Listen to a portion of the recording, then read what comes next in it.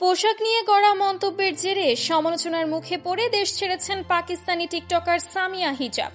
সামাজিক মানসিকতার সমালোচনা করে তিনি বলেন, আমার পোশাক ছোট হচ্ছে কারণ এই জাতির মানসিকতা ছোট। সামিয়ার এই অপ্রত্যাশিত সিদ্ধান্ত সোশ্যাল মিডিয়ায় নতুন করে আলোচনার ঝড় তুলেছে।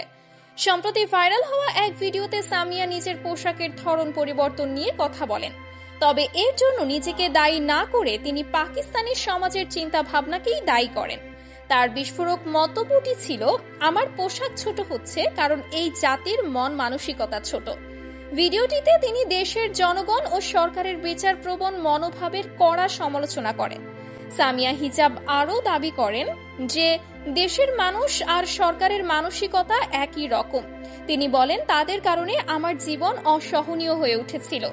সমাজের এই সংকীর্ণ দৃষ্টিভঙ্গি এবং তার প্রতি আসা নেতিবাচক মন্তব্যের কারণেই তিনি পাকিস্তান ছেড়ে যেতে বাধ্য হয়েছেন বলে দাবি করেছেন এই জনপ্রিয় টিকটকার। তিনি নিজের পরিস্থিতির সঙ্গে ইউটিউবার রাজাব বাটের অভিজ্ঞতার তুলনাও টানেন।